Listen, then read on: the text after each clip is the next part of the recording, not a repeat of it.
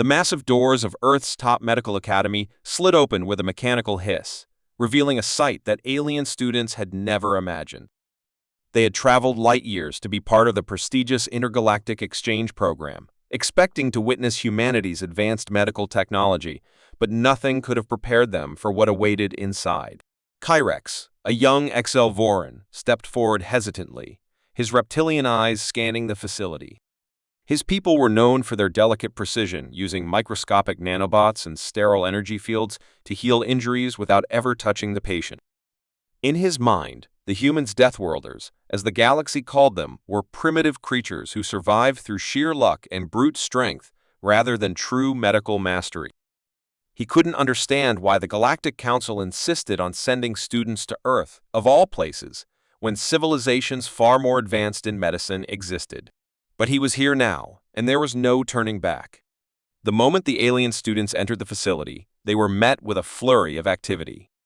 Humans in white coats moved with swift purpose, barking instructions to their assistants, rushing from one ward to another, treating patients with an intensity that felt more like a battlefield than a medical institution. There was an urgency in their movements, a controlled chaos that clashed with the peaceful, sterile methods Kyrex had known all his life. He tried to remain calm, but the sight of a human doctor using his bare hands to manually stop a patient's bleeding sent a shiver down his spine. "They touch the wounds?" whispered Zareen, a delicate avian species from the Nihilathian Empire. Her golden feathers ruffled in alarm. "Without protective biofields? That is barbaric." Kyrex nodded in agreement. It was one thing to study a species from a distance, but being in the middle of their madness was something else entirely. A tall human with graying hair and a confident stance stepped forward. "Welcome to the Terran Medical Institute," he announced with a warm but firm tone. "I am Dr. Elias Carter, head of emergency medicine. You have all been chosen to witness the most advanced first aid techniques in the galaxy. By the time you leave, you will understand why human resilience is unlike anything you've ever encountered." His words were met with uncertain glances from the alien students. They had read about human resilience in medical journals, how these Deathworlders survived wounds that should be fatal, but none of them had ever seen it firsthand. Kyrex swallowed his doubt and forced himself to pay attention. The first lesson began with a demonstration. A large screen flickered to life, displaying a recorded emergency case. The footage showed a human soldier on a battlefield, bleeding from a deep wound on his leg. Kyrex expected to see a medical drone seal the injury instantly, but instead, the human medic knelt beside the soldier and without hesitation pressed his hands directly onto the wound, applying pressure to stop the bleeding. The alien students recoiled in horror as the soldiers screamed in pain. But the medic continued, tying a makeshift tourniquet around the leg using nothing more than a strip of fabric. "This," Dr. Carter explained, "is what we call emergency field treatment. No technology, no advanced tools, just immediate action." This soldier survived because his medic knew exactly what to do in the critical first moments. Kyrex felt his stomach twist. He had seen injuries before, but never had he witnessed such a raw, brutal method of treatment. Among his people, even the thought of causing pain during medical procedures was unthinkable. Healing was meant to be gentle, precise, painless. Yet these humans, these Deathworlders, faced suffering head-on, embracing pain if it meant saving a life. They don't use anesthetics?" another student asked, voice trembling. Dr. Carter shook his head. "Not always. In war zones, in disasters, sometimes there's no time. If we wait for perfect conditions, people die." Kyrex felt a cold realization settle in his mind. Humans didn't just treat injuries, they fought against death itself with nothing but their hands and determination. The other aliens looked equally disturbed, their minds struggling to process what they had seen. But before anyone could voice their discomfort, an alarm blared through the facility. "Medical emergency in Training Ward 5, an automated voice announced. The students barely had time to react before a team of human doctors rushed past them. Driven by instinct, Kyrex followed, his curiosity overpowering his fear. When they arrived, they saw a young human student lying unconscious on the floor, blood pooling from a deep gash on his arm. A metal tray had fallen, its sharp edge slicing through his skin. The alien students gasped in horror, expecting the humans to step back and wait for advanced medical equipment. Instead, one of the instructors immediately knelt beside the injured student, pulling a small medical kit from his belt. With practiced precision, he pressed gauze onto the wound, applying pressure just as they had seen in the video. "Hold still," the instructor said, his voice calm. The injured student barely flinched, his face pale but composed. Kyrex couldn't believe his eyes. Even injured, the human remained calm. The instructor quickly wrapped the wound in bandages, securing it tightly before calling for a medical team to take the student for further treatment. The entire process took less than a minute. "Is he going to die?" Zyrene asked, her voice barely a whisper. Dr. Carter chuckled. "Die? From that? No, he'll be fine in a few days." The alien students stared in disbelief. Among their own species, an injury like that would require immediate surgical intervention, weeks of recovery in sterile chambers, and advanced healing stimulators. But for humans, it was just a minor inconvenience. Kyrex felt a strange mixture of fear and admiration growing within him. These Deathworlders were unlike anything he had ever imagined. They didn't just survive, they endured. They pushed through pain, adapted to injuries, and refused to be defeated by mere wounds. Their medicine wasn't just about healing, it was about resilience, about fighting back against the very forces of nature that sought to break them. As the lesson ended, the alien students walked away in stunned silence. Kyrex had come here believing that humanity had little to teach him, that their primitive methods were inferior to the advanced medical sciences of the galaxy. But now, he wasn't so sure. For the first time in his life, he wondered if there was more to medicine than sterile procedures and painless healing. Perhaps survival wasn't just about technology, it was about willpower, about action, about facing the impossible and refusing to back down. And if that was the case, then maybe, just maybe, the humans were the greatest healers of them all. The alien students sat in tense silence as Dr. Elias Carter paced in front of them, his hands clasped behind his back. The medical training room was brightly lit, sterile, and filled with advanced medical tools, but the students from other worlds felt uneasy. They had witnessed human medical response during emergencies, and what they had seen had left them shaken. Unlike their own species, who relied on painless procedures and advanced nanotechnology, the humans treated injuries with brutal efficiency, using nothing but their hands, crude tools, and sheer willpower. The concept was still difficult for them to process. Kyrex, the young Exelvoran, kept his gaze fixed on Dr. Carter, determined not to show weakness.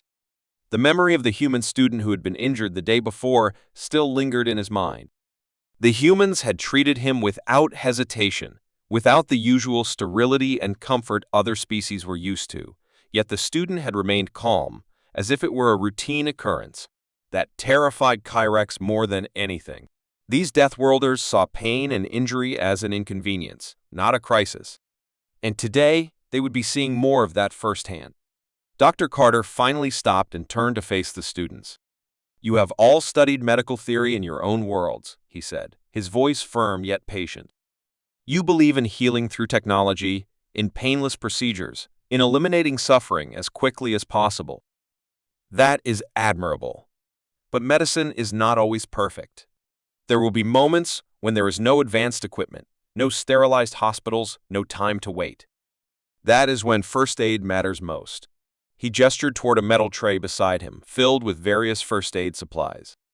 Bandages, gauze, antiseptics, splints, and sutures, primitive by galactic standards, yet essential to human survival. Today, we will be demonstrating basic first aid techniques. You may find them uncomfortable, but they are effective. And effectiveness is what saves lives. Kyrex exchanged a nervous glance with Zyrene, the Nilathian avian student, who looked as if she wanted to leave the room immediately. The other aliens were equally unsettled. The idea of treating wounds in the field, without sophisticated technology, was unthinkable to them. Yet the humans insisted it was necessary. Dr. Carter nodded to a human student, a young man named Daniel, who stepped forward with an easy smile. "For this demonstration," Carter continued, "Daniel will be our subject. He will undergo minor, controlled injuries that we will treat using basic first aid. Kyrex's eyes widened in horror. The reaction was immediate. Zareen let out a horrified screech, her feathers fluffing in alarm.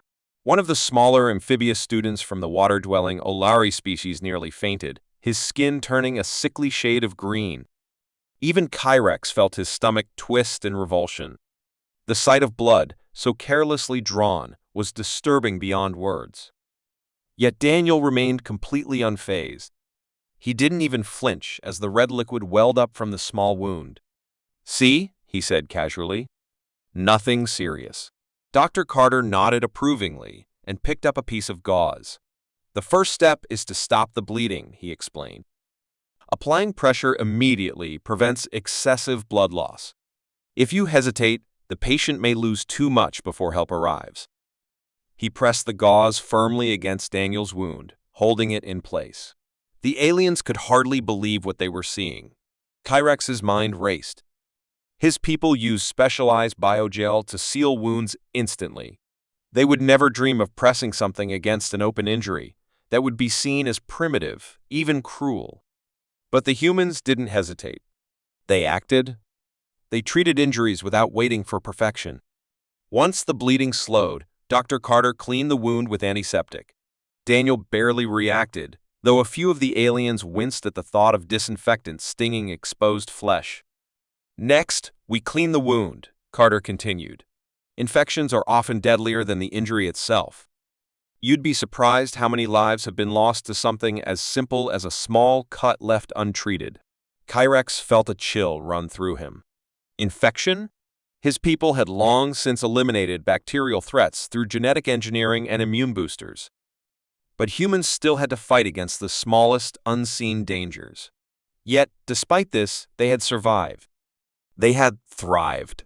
Then came the moment that made the aliens recoil in pure terror. Dr. Carter picked up a needle and surgical thread. "For deeper wounds, stitches are required," he said. "We manually close the skin to promote healing." Without any further warning, he began to sew the cut on Daniel's arm with careful, practiced movements. The aliens watched in paralyzed shock. Kyrex felt his breath catch in his throat. Stitching the skin shut like fabric? Treating the body like it was something to be patched together? The very idea was horrifying. Daniel barely even reacted, only watching with mild interest as the doctor worked. By the time Carter finished, the aliens looked more traumatized than Daniel, who flexed his arm as if nothing had happened.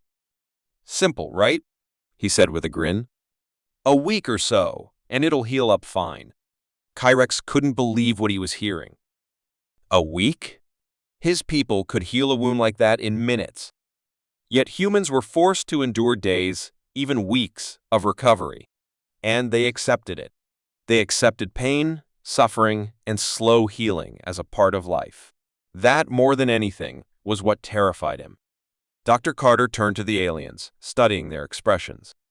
"You find this difficult to watch," he said knowingly. "But this is what survival looks like. The galaxy calls us Deathworlders because we come from a planet that tries to kill us at every turn. We have learned to adapt, to endure, to fight against death, even with the simplest of tools. When technology fails, when resources are gone, this is what remains. Our hands, our knowledge, and our will." The room remained silent for a long moment. None of the aliens could find the words to respond. They had come here believing that humans were behind them in medical science, that their methods were crude and outdated. But now, they weren't so sure. There was something terrifyingly effective about the way humans treated injuries. It wasn't clean, it wasn't painless, but it worked. And it had allowed them to survive on one of the deadliest planets in the galaxy. Kyrex clenched his fists, his mind swirling with questions he wasn't sure he wanted answered. He had looked down on the humans before, thinking them reckless, too reliant on instinct rather than careful precision. But what if they weren't reckless? What if they were simply realistic? What if their crude methods weren't because they were primitive, but because they knew that in the face of life and death, waiting for perfection wasn't an option? For the first time, he realized why the Galactic Council had sent them here. Humanity wasn't just another species. They were something else entirely. And the more Kyrex learned about them, the more he understood that everything he had believed about medicine, about survival, was about to change forever. The training hall was silent as the alien students gathered, still unsettled from the previous lesson. The first aid demonstration had shaken them more than they wanted to admit. They had witnessed things they never thought possible, humans treating injuries with their bare hands, enduring pain without hesitation, closing wounds with crude stitches. It was terrifying, but it was also undeniable proof of why humanity had survived against all odds. Now, as they stood in a semicircle around Dr. Carter, their nerves were on edge. They had no idea what would come next, only that it would challenge them again. Dr. Carter scanned their faces, his gaze sharp yet calm. He could see the unease, the doubt, the lingering fear. "You are here to understand how humans survive," he began, his voice even. "You have seen how we handle injuries. Now, you will understand something even more important, how we handle fear." The room remained tense. The concept of fear was universal, but its handling varied from species to species. Some societies avoided fear entirely, relying on technology to shield them from danger. Others had rituals to suppress emotions, teaching their people to remain calm at all costs. But humans? Humans confronted fear. They embraced it. Carter gestured to a large, sealed container at the center of the hall. It was metallic, featureless, and humming softly with energy. "Inside this box is a test," he explained. "A simple challenge. Each of you will step forward, one by one, and place your hand inside. That's all." The alien students exchanged uneasy glances. Something about the way Carter spoke made it clear this was no ordinary test. Kyrex, still shaken from the last lesson, felt his claws tighten. "What's inside?" he asked, his voice careful. Carter gave a small, knowing smile. "Nothing that will harm you. But it will test your courage." Zirine, the Nilothian avian, hesitated before speaking. "Why would we need to do this?" she asked, her voice tense. "We've learned to control fear. Our kind do not seek unnecessary discomfort." Carter nodded.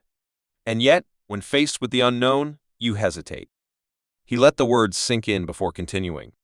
"In human history, there have been countless moments where fear could have stopped us. But we push forward. We face fear because running from it only gives it power." His gaze swept across the group. "Now, let's begin." The first volunteer was an Olari student, a small amphibian-like being whose species relied on their ability to blend into the background when threatened.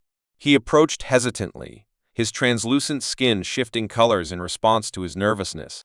Taking a deep breath, he reached toward the opening in the container. The moment his hand disappeared inside, his entire body tensed. His eyes widened, his breath caught, and a low tremor passed through him. Whatever he felt in there, it was unlike anything he had experienced before. He yanked his hand out almost immediately, gasping. "What was that?" he stammered, his skin flashing bright yellow in distress. Carter remained calm. "A test of your mind," he said simply. "What you felt was not real. It was your own fears manifesting." The students murmured in confusion. "How could that be?" Kyrex narrowed his eyes. He didn't believe in tricks or illusions. But there was no denying the Olari's reaction. One by one, the students stepped forward. Each time, the result was the same. Some pulled away in shock, others in panic. One nearly collapsed, trembling uncontrollably. Whatever was inside that box wasn't hurting them, but it was doing something far worse. It was making them face their own deepest fears. Zirine was the only one left. She hesitated, her feathers twitching in unease. But then she took a steady breath and stepped forward. With deliberate slowness, she placed her hand inside the container. Her entire body stiffened, her wings jerking involuntarily. For a moment, she remained still, her breathing sharp and quick. Then, suddenly, she yanked her arm out and stumbled back, her eyes wide with shock. That was impossible," she whispered. "It felt real." Carter nodded, as if he had expected her reaction. "Fear always feels real," he said. "But reality and perception are not the same thing." The students were shaken. They didn't understand how something that wasn't physically real could affect them so deeply. They turned to the humans in the room, expecting to see discomfort on their faces, but instead they saw something else: determination. They had experienced this before. This was normal for them. The realization was unsettling. Finally, Carter turned to the last remaining participant, Kyrex. The Exovoran hesitated. He didn't want to admit it, but the fear in the room was contagious. And yet, he couldn't back down now. Steeling himself, he stepped forward and placed his hand inside. At first, there was nothing, just emptiness. Then, suddenly, a cold dread wrapped around his mind. Images flashed before his eyes: his homeworld burning, his people falling, his own helplessness in the face of destruction. His claws clenched involuntarily. His instincts screamed at him to pull away, to escape, to run. But he didn't. Gritting his teeth, he forced himself to remain still. His breathing was ragged, his muscles trembling, but he didn't move. Seconds felt like eternity. Then, finally, the sensation faded. The box released him. Kyrex staggered back, his chest rising and falling heavily. But he had done it. He had endured. The other students looked at him with a mix of awe and disbelief. Carter, however, merely smiled. "Well done," he said. "Now you understand." Kyrex looked up, still trying to steady himself. "Understand what?" he asked, his voice hoarse. Carter's expression was serious. "That fear is not the enemy," he said. "It's the teacher. And those who learn from it are the ones who survive." The room was silent once more, but this time it was a different kind of silence. The students weren't just shaken, they were changed. They had always thought courage was about being fearless. But the humans had shown them something else. Courage wasn't the absence of fear. It was facing it, enduring it, and moving forward despite it. And for the first time, Kyrex truly understood why humanity was called the most dangerous species in the galaxy. It wasn't just their physical resilience, their ability to survive in hostile environments, or their unyielding determination. It was this: their refusal to let fear dictate their actions. Their willingness to walk into the unknown, even when every instinct screamed at them to turn back. As the lesson ended, Kyrex knew one thing for certain: he would never look at humans the same way again. The halls of the Galactic Academy were never this chaotic. Alarms blared through the corridors, their piercing wails echoing across the vast learning complex. Lights flickered erratically, casting eerie shadows along the walls. Students of various species rushed in all directions, confusion and panic evident in their expressions. For most of them, the Academy had always been a place of safety, a prestigious institution where the brightest minds of the galaxy gathered to exchange knowledge. But today, that sense of security was shattered. Something had gone terribly wrong. Kyrex sprinted through the main corridor, his claws clicking against the smooth floor as he struggled to keep up with the fast-moving humans ahead of him. Dr. Carter was leading the charge, his expression grim and focused. Behind them, Zirine and a few other students followed, their fear barely contained. None of them knew exactly what was happening, but the sudden emergency alert had been enough to send a wave of dread through the entire academy. Carter had received a priority transmission just moments ago, and his reaction had been immediate. This wasn't a drill. Something real was happening. Something dangerous. As they reached the central command room, the heavy security doors slid open with a hiss, revealing a massive holographic display in the center. The image flickered for a moment before stabilizing, revealing a distress signal originating from one of the Academy's research labs. "Containment breach detected," a mechanical voice announced, its cold, monotone delivery making the situation even worse. "Biological hazard level, unknown. Immediate lockdown engaged." The words sent a chill down Kyrex's spine. A biological hazard? That could mean anything. The Academy housed experiments from across the galaxy, some of them harmless, others potentially catastrophic if they escaped control. Carter turned to the group. "We don't have time to wait for security teams," he said, his voice firm. "We need to get to that lab and assess the situation ourselves." The alien students hesitated. Their species were not used to handling crises directly. Their instincts told them to wait for the authorities, to let someone more qualified deal with the problem. But the humans? They were already moving. Without another word, Carter grabbed an emergency medical kit and sprinted toward the restricted wing. Kyrex swallowed his fear and followed. The research sector was eerily quiet. Unlike the rest of the academy, which was still in chaos, this area felt abandoned. The air was thick with tension, and the only sound was the hum of emergency power reserves keeping the critical systems running. The doors to Lab 7 were sealed shut, reinforced barriers preventing anything from escaping. A single warning sign blinked in bright red above the entrance. BIOH, AZAR, DDETET, ECTED. UTHORIZATIONREQUIRED. Carter wasted no time. He activated the override panel, bypassing the standard security protocols. The doors slid open slowly, revealing a dimly lit laboratory filled with overturned equipment and shattered glass. The sight was disturbing. Something had torn through this place in a frenzy. Kyrex caught the metallic scent of blood in the air, and his stomach clenched. Whatever had happened here, it hadn't been peaceful. Then, a weak voice broke the silence. Help! Kyrex's eyes darted to the far end of the lab. A researcher, a frail-looking exilvoran scientist, was slumped against the wall, clutching his side. His breathing was shallow, his body trembling. Carter rushed forward, kneeling beside him. "What happened?" he asked, checking the scientist's vitals. The researcher coughed, his mandibles twitching in distress. "Experiment. It escaped. Too fast, too strong." His voice was fading, but the fear in his eyes was unmistakable. Kyrex looked around the lab, his heart pounding. What kind of experiment could cause this level of destruction? Then he saw the shattered containment unit in the corner of the room. A thick, viscous fluid was still dripping from the broken glass, and deep claw marks were visible along the metallic edges. Something had broken out of there. Something alive. His blood ran cold. Before he could warn the others, a sudden noise came from the shadows. A low, guttural growl. The air grew heavy with an unnatural presence. Zerine tensed, her feathers puffing up in alarm. Slowly, all eyes turned toward the darkened section of the lab, where a pair of glowing, predatory eyes stared back at them. The creature was unlike anything Kyrex had ever seen. Its body was sleek, muscular, and covered in dark chitinous armor. Sharp claws scraped against the floor as it moved, its posture low and ready to strike. It wasn't large, but something about it radiated pure danger.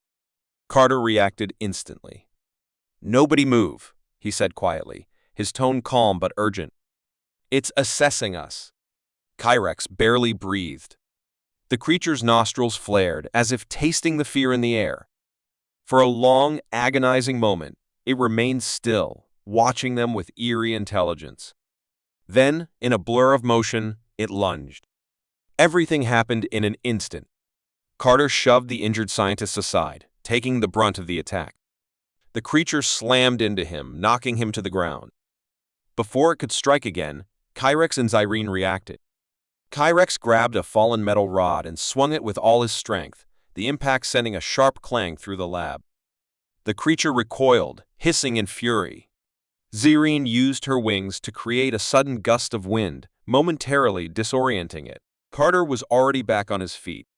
Blood dripped from a deep scratch along his arm, but he barely seemed to notice. "Get it back into containment," he shouted. The students scrambled to act. Kyrex grabbed a nearby stun module, its blinking light indicating it was still operational. He tossed it toward the creature, and the moment it landed, a powerful electrical surge pulsed through the floor. The creature screeched, its body convulsing before it collapsed, twitching violently. Silence. Carter exhaled sharply, wiping the blood from his arm. "Well," he muttered, glancing at the immobilized creature. "That was close." Kyrex could only nod, his chest still rising and falling rapidly. Zyrene helped the injured scientist to his feet, while Carter secured the stunned creature back into a reinforced containment pod. "This experiment," Carter muttered, Scanning the data logs was meant to test rapid cellular regeneration. But something went wrong. He shook his head. It adapted too quickly, became too strong. Kyrex stared at the creature, still reeling from what had just happened. This wasn't just a simple lab accident. This was a reminder, a dangerous one, of the risks that came with scientific curiosity. The Academy had nearly paid a heavy price for its ambitions. But what truly unnerved him wasn't just the creature's escape. It was the way it had studied them, the intelligence in its eyes. It hadn't attacked out of mindless rage. It had been calculating. Learning.as the security teams finally arrived to take over. Carter turned to the students. "You wanted to know why humans are the way we are?" he asked, his expression serious. "This is why. Because when a crisis happens, we don't freeze. We don't wait. We act." He gestured to the unconscious creature. "And that's how we survive." Kyrex swallowed hard, realizing just how much he still had to learn. The test of courage had been difficult. But this had been real. And if there was one thing he knew for sure, it was this: humans thrived in chaos. And that was what made them terrifying. The Academy was never the same after the containment breach. Whispers spread like wildfire among the students, especially among the non-human races. The way the humans had handled the crisis, their sheer fearlessness in the face of danger, had left an impact far deeper than any lesson taught in the classrooms. Kyrex had always heard rumors about humans being a deathworld species, but seeing them in action was something entirely different. The term had once felt like an exaggeration, a dramatic label used by scholars to describe a species that had merely evolved in a harsh environment. But now, Kyrex understood. It wasn't just their planet that was dangerous, it was the humans themselves. Ever since the incident, there was a shift in the way students looked at Carter and the other human cadets. Before, many aliens had dismissed them as reckless, even primitive. Now, those same students gave them space when they walked down the halls. There was an unspoken respect, perhaps even fear. Zareen, Kyrex's closest friend, had always been skeptical of the humans, but even she had been forced to reconsider her views. "They don't hesitate," she murmured one day as they sat in the cafeteria, watching Carter explain something to a group of alien students. "Most species would freeze or panic. But humans, they run toward the danger." Kyrex nodded slowly, remembering the way Carter had thrown himself into harm's way during the lab breach. No hesitation. No second guessing. He had taken injuries that would have sent any other species into shock, but he had kept moving like it was nothing. Kyrex had even seen Carter stitch up his own wound afterward, gritting his teeth but never once crying out. It was unnatural. It was terrifying. And yet, it was admirable. Word of the humans' actions reached even the Academy's senior staff. Professor Arvex, an elder scientist from the XL Voran species, called for a formal assembly. The entire student body gathered in the Grand Hall, the massive dome-shaped structure filled with representatives from dozens of different planets. When the humans entered, a wave of murmurs rippled through the crowd. They were no longer just students, they were something more. They had proven themselves in a way no one could deny. Professor Arvex took the stage, his mandibles clicking together thoughtfully as he addressed the crowd. "Throughout history, we have studied Deathworld species with great curiosity," he began. "We have written papers. We have debated theories. But rarely do we have the opportunity to witness the raw reality of such a species in action."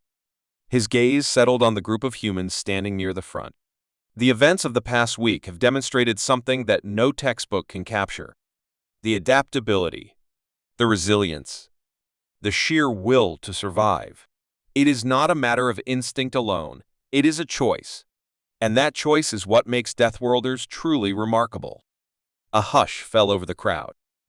No one spoke, but Kyrex could feel the weight of the moment.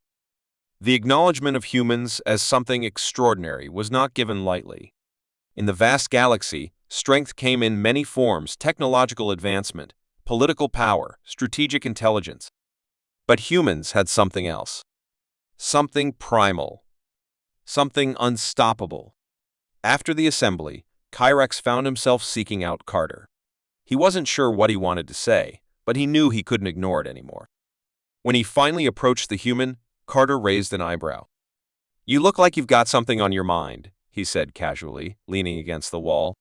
Kyrex hesitated before speaking. I think I finally understand," he admitted. "Why you are the way you are.